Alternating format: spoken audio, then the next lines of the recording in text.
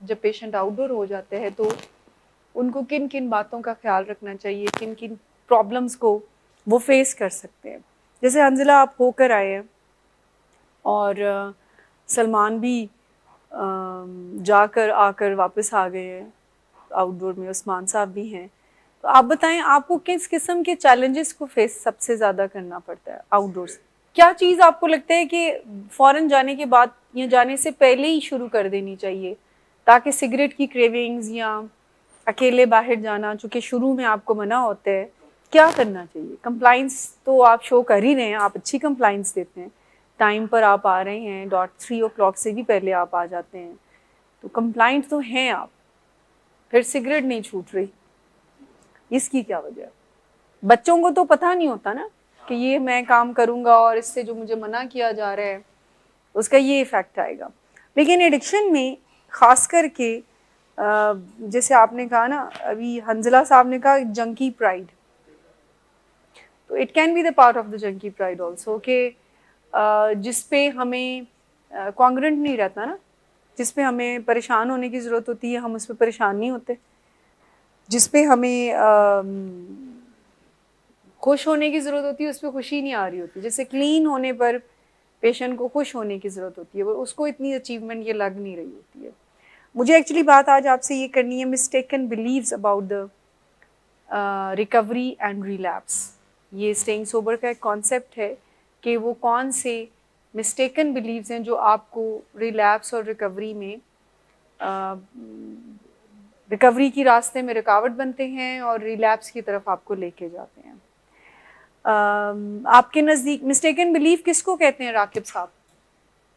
Mistaken beliefs वो self fulfilling prophecies हैं जो कि आप अपनी तसल्ली के लिए यूज़ कर रहे हो, जैसे सिगरेट, और चूँकि हमें हकीकत का नहीं पता होता ना, जैसे सिगरेट हमारी चर्स की क्रेविंग्स को मैनेज करती है या सिगरेट हमें रिलैक्स करती है।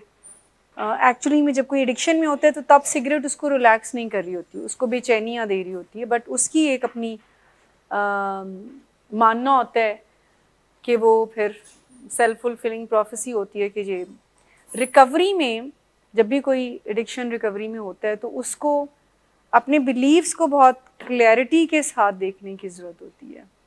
जैसे एक मिस्टेकन बिलीव ये है कि ड्रग्स छोड़ना, abstinence is the complete recovery. पहला mistaken believe, abstinence is the recovery या कंप्लीट रिकवरी, ये मिस्टेकन बिलीव है। गलत, मिस्टेक से मिस्टेकन बिलीव जो नहीं होने चाहिए, लेकिन रिकवरी में अगर कोई डेवलप कर ले। आप में से कितने लोगों को लगता है कि नशा ना करना इज़ इनफ? जब कोई एडिक्शन ट्रीटमेंट में आता है तो बस वो नशा नहीं कर रहा तो अब इट्स ओके विद दैट, तो वो फैमिली का मिस्टेकन बिलीव भी है, फैमिली का भी तो होता है ना। ओवरऑल रिकवरी के मिस्टेकन बिलीव्स पे बात कर रही हूँ ना।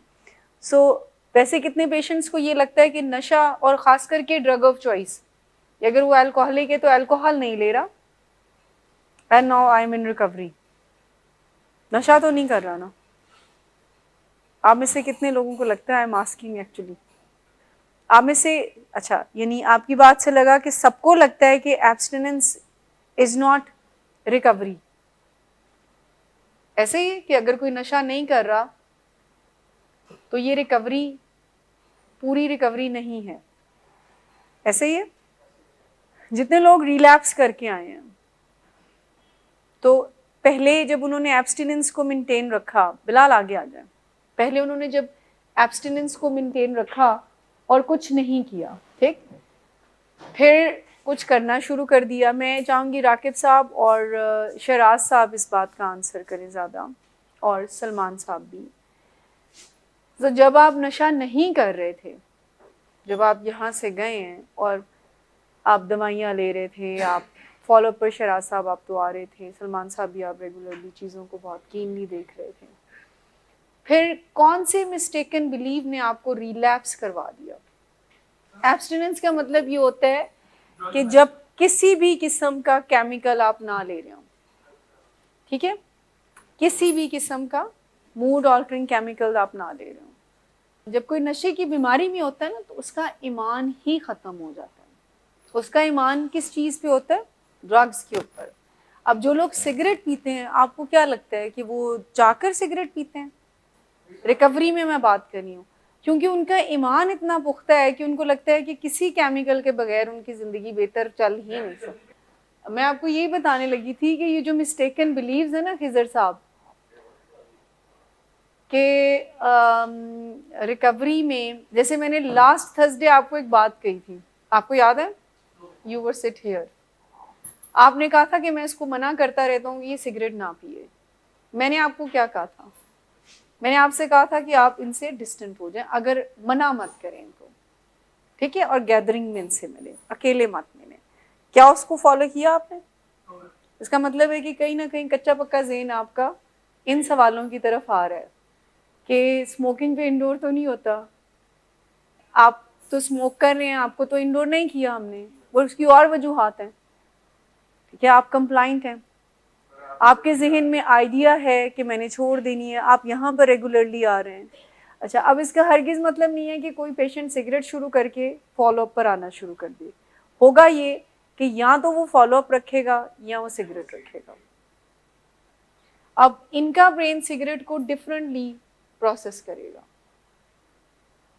जैसे बिलाल का जहन करता है। बिलाल को समझ नहीं आ रही कि उनको सुसाइडल आइडिएशन क्यों होती है, उनका क्यों दिल चाहता है ख़राब ख़राब सोचें। तो मैंने फिर इनको हेल्प की है कि जो केमिकल आप यहाँ से कोई 2 दिन में यूज़ कर कर आए हैं, जिसमें विलो इन्होंने की है और सिगरेट की है, तो ये उसकी कॉन्सिक्वेंसेस हैं, क्योंकि पहले भी 1-2 दफ़ा आप इस तरह के एक्सपीरियंसेस से गुजर चुके। सो ये जो एब्सटिनेंस है, जिसको बाज़-औक़ात लोग समझते हैं कि ये कंप्लीट रिकवरी, और एहतिशाम साहब ने बिल्कुल राइटली पॉइंट किया कि बहुत सारी फैमिलीज़ भी ये समझती हैं कि अगर ये ड्रग्स नहीं ले रहा ना, ड्रग ऑफ चॉइस नहीं ले रहा, सिगरेट पी रहा है, नस्वार ले रहा है, विलो ले रहा है, तो इट्स ओके विद दैट। लेकिन समझने की बात यह है कि डिजीज़ कॉन्सेप्ट के अकॉर्डिंगली वो किसी भी, जो कोई एक ड्रग की वजह से मुसीबत में पड़ा है, हर तरह का मूड ऑल्टरिंग केमिकल उनको प्रॉब्लम्स में ही लेके जाएगा। अब ले जाए, अब जितनी शानदार इंटेलेक्ट सलमान साहब का था इंडोर में, आपको पता है आपको आइडलाइज करते थे इंडोर पेशेंट्स। सलमान भाई जैसी हमने रिकवरी लेके चलनी है, 102 पेशेंट्स, जिस तरह से इंटेलेक्चुअली आप ट्रीटमेंट को लेके चलते थे, you are into the treatment. कभी आप हमसे कोई ऑडियो रिकॉर्डिंग ले रहे हैं, कभी कोई ले रहे हैं हम, सो आप बहुत बहुत ज़्यादा इन टू द ट्रीटमेंट थे, बहुत सवाल करना एंड ऑल दैट। बट आप अपने आप को ये मना नहीं पाए कि सिगरेट मेरे लिए नहीं बनी, और आपका माइंड अभी इस बात को नहीं मानने के लिए रेडी होगा कि अब भी सिगरेट मेरे लिए नहीं बनी है। अभी भी आपका माइंड ये होगा कि सिगरेट के साथ ये जो मेरा रिलैप्स हुआ है, ये सिगरेट की वजह से नहीं हुआ। इट इज़ एडिक्शन ना, कि एक चीज़ है जिसमें you don't want to take that but you feel compel for that. Compel का मतलब समझते हैं? मजबूर हो जाना किसी काम के लिए, कंपल्शन फील करना ना। सो आप एडिक्शन कहते ही इस चीज़ को हैं कि जिस चीज़ का पता है आपको that's not right for me, and आप उसको एडवोकेट करना शुरू कर दें। अब बिलाल की तरफ से ये सवाल आना कि सिगरेट पीने में हर्ज क्या है, तो मुझे बताएं कितने लोग ये परसीव करते हैं कि बिलाल से ऐसा सवाल आ सकता है? हमारी तो छोड़ दें आप, कोई भी नहीं, कि इनको ही न्यू एवरीथिंग, ठीक। और एक हफ्ता पहले मुझसे ये बात कर रहे थे कि मुझे एनए में जाने में ये डिफ़िकल्टी आती है बिकॉज वो अपनी रिकवरी में बहुत सारे पेशेंट जो है वो सिगरेट को लेके चल रहे हैं और मैं नहीं लेके जाना चाहता। सो 2 हफ्ते पहले आप यही बात मुझसे शेयर कर रहे थे और मैंने उनको कहा क्योंकि वहाँ का स्ट्रक्चर डिफरेंट है, यहाँ का स्ट्रक्चर डिफरेंट है, वहाँ पर हेल्प डिफरेंट वे में होती है पेशेंट को। अच्छा, अब पेशेंट की अपनी एक अंडरस्टैंडिंग है कि वो इथों दे मसले जो यहाँ सूट करती हैं वो यहाँ से ले लें और जो वहाँ सूट, अच्छा बाकी वो पेशेंट की रिकवरी की सेरेनिटी को, उनकी रिलीजियसली रिकवरी को लेके चलने को नहीं लेते और सिगरेट वाली बात को ले लेते हैं। यानी अजीज़ वाई साहब और जितने और वो नारकोटिक एनोनिमस चला रहे हैं उनकी एक एफर्ट को लेके नहीं चलेंगे पेशेंट्स जो इम्प्रेस होते हैं, या वहाँ पे जितने भी पेशेंट जितने जितने सालों से एक अच्छी ज़िंदगी गुजार रहे हैं, they start having fun in their life, लेकिन वो इस बात को बहुत एडवोकेट करते हैं। अच्छा, क्या वो ये कहते हैं कि आप सिगरेट पीते रहें? क्या वो ये कहते हैं कि सिगरेट लेते रहें आप? लेकिन इस इंफॉर्मेशन को पेशेंट कंप्लीट नहीं लेता। वो क्या कहता है, आधी इंफॉर्मेशन काफ़ी है। वो डॉक्टर साहब का रेफरेंस देते हैं, डॉक्टर साहब ने क्या सी कि बाहर जा सकते हो। इस बात पे गौर नहीं होता कि फैमिली का उन्होंने कहा था कि अगर फैमिली मना करती है तो यू कैन नॉट। ये आपको नहीं पता है कि सिगरेट ने आपके साथ क्या करना है, मुराद साहब के साथ क्या करना है, बिलाल साहब के साथ क्या करना है, अरसलान साहब के साथ क्या करना है। ये एक अनफॉर्चुनेट बात है कि आपको लग रहा है कि Usman is coming and he is also taking cigarettes, तो असी भी चला लागी, तो उस्मान और बहुत सारे काम कर रहे हैं साथ। हो सकता है कि आपका सिगरेट आपको इस काबिल ना रहने दे कि आप बाकी चीज़ों को फॉलो करें। जैसे भी राकिब साहब ने कहा, वो तो सिगरेट नहीं ले रहे थे, सिगरेट तो नहीं इनिशियल 2 years में लेना शुरू किया, फिर क्या हुआ था, फिर सबसे पहले दवाइयाँ छूटी, फिर फॉलोअप छूट गए, या फॉलोअप पहले छूटे थे? पहले फॉलोअप छूटे, पहले फॉलोअप छूटे, फिर दवाइयाँ छूटी, फिर सिगरेट आई और फिर नशे आ गए। ऐसे सीक्वेंस बना ना। तो जब इन्होंने फॉलोअप को छोड़ा होगा, इनके बैक ऑफ द माइंड में भी नहीं होगा कि ये दोबारा नशा करेंगे। I am telling you here. यानी अगर इन्होंने 1 साल 2 साल क्लीन गुजारे और इनके जहन और वहमो गुमान में भी नहीं था कि ये रिलैप्स करेंगे, लेकिन ये इसका ट्रैक ऐसे ही बनता है कि पहले आप ट्रीटमेंट को ज़िंदगी से निकालते हैं। बाज़-औक़ात पेशेंट अनसुपरवाइज में अपनी फैमिली से क्या कहते हैं भला, उन्हें सी हर चीज़ विलिंग वेज दी नहीं सुननी। अब हर बात हर चीज़ पे विलिंग वेज के मोहताज नहीं होना, आपने कुछ फैसले खुद भी करने हैं। आप में से कितने पेशेंट हैं जो अनसुपरवाइज में ऐसी बात कह चुके हैं? अच्छा, आपने कही, और किसी पेशेंट ने ये कहा कि विलिंग वेज को बस अब जाने दें, अब उन्हीं की बातों को मानते नहीं रहना। आपकी फैमिली को हम ये गाइड करते हैं कि वो सामने बात किया करें, ठीक है ना। वो अनसुपरवाइज मीटिंग फॉर कुछ और रीजंस की वजह से नहीं, इस वजह से नहीं है। जब कोई रिलैप्स करता है तो वो एकदम से नहीं करता है, एकदम से नहीं हुआ। आप जब भी अपनी फैमिली की शिकायत मेरे पास लेकर आते थे, मैं आपको क्या कहती थी, आप बता दें? ये ट्रैप है। आपने कभी इस बात पे गौर किया था? स्टेजेस होती हैं। आपने कभी इस बात पे गौर नहीं किया कि ये जो बात मुझे थेरेपिस्ट कह रहा है कि इट्स अ ट्रैप, तो मैं एक दफ़ा इनसे पूछ लूँ ट्रैप कैसे? आपको लगता था कि ये मिसअंडरस्टैंडिंग है, मिसको नहीं पता है, मैं किसी और की तरफ जाता हूँ। इंसान की डेफिनेशन ये है कि वो गलती करेगा और फिर उससे सीखेगा, यही है ना। इंसान इसी को कहते हैं ना कि वो गलतियां करने के लिए वल्नरेबल है और फिर उससे सीखता भी है। इंसान उसको कहते हैं। जो गलती करके सीखता नहीं है हसीब, उसको क्या कहते हैं? क्या वो इंसान रहता है? जो गलती करके सीखेगा नहीं, उसको क्या कहते हैं? मैं नहीं कह सकती, लेकिन वो इंसान नहीं है बहरहाल, कि एक गलती करे फिर उससे नहीं सीखा, फिर वो गलती करे, फिर नहीं सीखा, फिर गलती करे। मैं आपको बता रही हूँ, सवाल तो आपने किया ना कि इंसान गलती का पुतला है, आगे आप समझ जाएं। तो मैं आपको समझा रही हूँ कि इंसान जब गलती करेगा ना तो वो उससे सीखेगा, और अगर कोई सीखेगा नहीं तो वो क्या है हसीब? इंसान नहीं है। अब पता नहीं हैवान हो गया, शैतान हो गया, वो नहीं मुझे पता। ये जो सिगरेट की बात है या कोई भी एब्स्टिनेंस को ख़राब करने की कोई बात अगर आपके जहन में आती है, तो ये रिकवरी नहीं है। बहुत सारे लोगों और फैमिली का बहुत ज़्यादा बिलीव होता है कि वैसे टाइम पे नहीं उठता, वैसे काम नहीं कर रहा, वैसे लड़ाई बहुत करता है, गुस्सा बहुत करता है, बट नशा नहीं कर रहा। So that's enough for them कि नशा नहीं कर रहे। सो ये मिस्टेकन बिलीव है, क्योंकि रिकवरी नाम है रिकवर होने का। नहीं, एक्सेप्टेबल शायद नहीं है इत्तेशाम। ग्रेजुअली उन्होंने इस चीज को नॉर्मल समझना शुरू कर दिया। एक्सेप्टेबल नहीं होती। कोई भी पेरेंट अपने बच्चे का वॉइस रेज एक्सेप्ट कर ही नहीं सकता है। उनके पास और कोई, उनको और बड़ी मुसीबतें नजर आ रही होती है ना, तो उनको ये लगता है कि जरा गालां शालां कट लेंदा है ना, एदी खैर है, लड़ाई झगड़ा करके घर से बाहर ना जाया करे। तो वो नॉर्मल होता नहीं है। एडिक्शन में ये एक बड़ी तकलीफ दे बात होती है कि बहुत सारे ऐसे behaviour of the family new normal हो जाते हैं, और उनको ये लगता है कि अगर ये नशा नहीं करेगा ना तो ये खुद ब खुद ठीक हो जाएंगे। आई एग्री दैट, कि उनको लगता है कि नशे की वजह से ये सारे मसले आ रहे हैं और अगर ये नशा नहीं करेंगे तो सारी चीज़ें खुद ब खुद ठीक हो जाएंगी।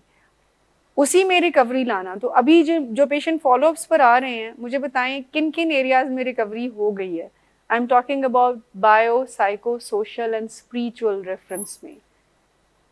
रिकवरी का मतलब ये है कि जिस एरिया में अंजुम साहब नशों ने तबाही की हुई है ना, उन्हीं सभी एरियाज में रिकवर होना शुरू हो जाए। तो बायोलॉजिकल जो डैमेजेस थे वो भी रिकवर होना शुरू हो जाएं, साइकोलॉजिकल डैमेजेस जो थे वो भी रिकवरी के ट्रैक पर आएँ, ताल्लुकात की जो खराबियां थीं, यानी वालिदैन आपसे डर रहे हैं, आप किसी और से डर रहे हैं, तो वो जो ताल्लुकात की खराबियां थीं, जो नशा करने वाले दोस्त हैं, क्या अब उनसे ताल्लुकात कायम रखना चाहते हैं या आपको क्लैरिटी हो गई है इस बात की कि उनके साथ अब हम नहीं बना सकते। और स्पिरिचुअल डैमेजेस भी जो हैं, जिसको हम कैरेक्टर डिफेक्ट्स का भी नाम दे सकते हैं। सो ये 4 डायमेंशन में रिकवरी मीन्स रिकवरी। सिर्फ नशा छोड़ना इज नॉट द रिकवरी, ठीक। सो 4 डायमेंशन में जो है वो बेहतरी लेकर आना। सो आप फिजिकल डायमेंशन को कैसे बेहतर कर रही हैं? रिकवरी की डायमेंशंस पे काम करना। एडिक्शन में झूठ या लड़ाई झगड़ा कैरेक्टर डिफेक्ट कंसीडर किया जाता है ना, कि आप घर वालों का सुकून बर्बाद कर देते हो। लेकिन अगर मुझे बताएं कि अगर आप ना भी एडिक्ट कर रहे हो, तो क्या ऐसे लोग मौजूद नहीं हैं कि जो घर वालों का सुकून बर्बाद कर सकते हैं और झूठ भी बोलते हैं? अच्छा, और कोई रिकवरी की डायमेंशन पे काम कर रहा हो? Because recovery is not about the abstinence. Recovery आपकी जहनी, जिस्मानी, आपकी प्रोफेशनल लाइफ भी बेहतर हो, आप कामकाज की तरफ भी आएँ, आप अपनी फैमिली के साथ भी बहुत अच्छे ताल्लुकात बनाएं, आप जिंदगी में आगे बढ़ने के ट्रैक पर आ जाएं।